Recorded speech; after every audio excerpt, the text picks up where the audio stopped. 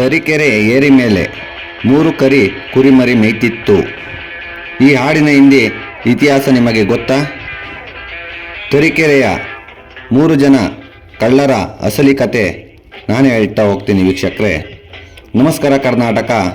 ತರೀಕೆರೆ ಏರಿ ಮೇಲೆ 3 ಜನ ಕಳ್ಳರು ಹಾದಿ ಹೋಗೋರನ್ನು ಅಡ್ಡಗಟ್ಟಿ ಹೊಡೆದರು.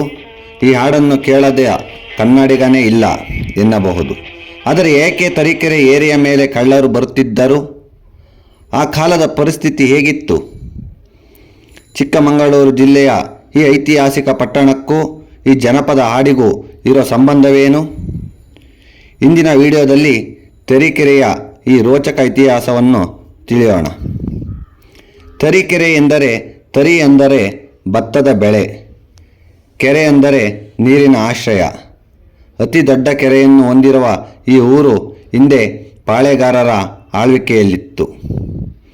ತರೀಕೆರೆ ಏರಿಯ ಬಹಳ ಉದ್ದವಾಗಿದೆ. ಈ ಏರಿಯು ದಟ್ಟವಾದ ಕಾಡಿನ ಹಾದಿಯಂತಿದ್ದ ಕಾಲವೊಂದಿತ್ತು. ಶಿವಮೊಗ್ಗ ಮತ್ತು ಚಿಕ್ಕಮಗಳೂರನ್ನು ಸಂಪರ್ಕಿಸುವ ಈ ಹಾದಿಯಲ್ಲಿ ಹಿಂದೆ ಪ್ರಯಾಣಿಕರು ಹೋಗುವಾಗ ಕಳ್ಳರ ಭಯವಿತ್ತು ಎಂಬುದು ಈ ಹಾಡಿನ ಮೂಲ ಅಡಿಪಾಯ. ಈ ಜನಪದ ಗೀತೆಯಲ್ಲಿ ಕೇವಲ ಕಳ್ಳತನದ ಬಗ್ಗೆ ಅಷ್ಟೇ ಅಲ್ಲ, ಒಂದು ಕಾಲದ ಸಾಮಾಜಿಕ ಸ್ಥಿತಿಯನ್ನು ವಿವರಿಸಲಾಗಿದೆ. ಒಬ್ಬ ತಂದೆ, ಒಬ್ಬ ಮಗ, ಒಬ್ಬ ಮೊಮ್ಮಗ ಎಂಬ ಸಾಲುಗಳು ಕಳ್ಳತನ ಕೇವಲ ಹೊಟ್ಟೆಪಾಡಿಗಾಗಿ ಮಾಡುತ್ತಿದ್ದ ಒಂದು ವರ್ಗದ ಅಸಹಾಯಕತೆಯನ್ನು ಅಥವಾ ಪೀಳಿಗೆಯಿಂದ ಪೀಳಿಗೆಗೆ ಬಂದ ದಾರಿಯನ್ನು ಸೂಚಿಸುತ್ತದೆ. ಹಾದಿಯಲ್ಲಿ ಹೋಗುವವರನ್ನು ಅಡ್ಡಗಟ್ಟಿ ಅವರ ಬಳಿ ಇದ್ದದ್ದನ್ನು ದೋಚುತ್ತಿದ್ದ ಈ ಕತೆ ಅಂದಿನ ಕಾಲದ ಪ್ರಯಾಣದ ಸಾಹಸವನ್ನು ನೆನಪಿಸುತ್ತದೆ. ತರೀಕೆರೆ ಕೇವಲ ಕಳ್ಳರ ಹಾಡಿಗಾಗಿ ಪ್ರಸಿದ್ಧವಲ್ಲ. ಇಲ್ಲಿನ ಸರ್ಜಾ ಹನುಮಪ್ಪ ನಾಯಕ ಎಂಬ ಪಾಳೆಗಾರರ ಶೌರ್ಯದ ಕಥೆಗಳು ಇವೆ. ಬ್ರಿಟಿಷರ ವಿರುದ್ಧ ಹೋರಾಡಿದ ಧೀರ ಮನೆತನವಿದು.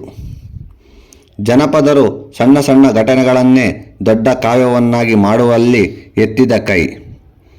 ಈ ಏರಿ ಮೇಲಿನ ಕಳ್ಳರ ಹಾಡು ಕೂಡ ಹಾಗೆಯೇ ಹುಟ್ಟಿಕೊಂಡಿದ್ದು, ಇದು ತರೀಕೆರೆ ಒಂದು ಸುಂದರ ಪ್ರವಾಸಿ ತಾಣವಾಗಿ ಬದಲಾಗಿದೆ. ಗೆಳೆಯರೇ, ನಮ್ಮ ಜನಪದ ಸಾಹಿತ್ಯದಲ್ಲಿ ಪ್ರತಿಯೊಂದು ಊರಿಗೂ ಒಂದೊಂದು ಕತೆ ಇದೆ.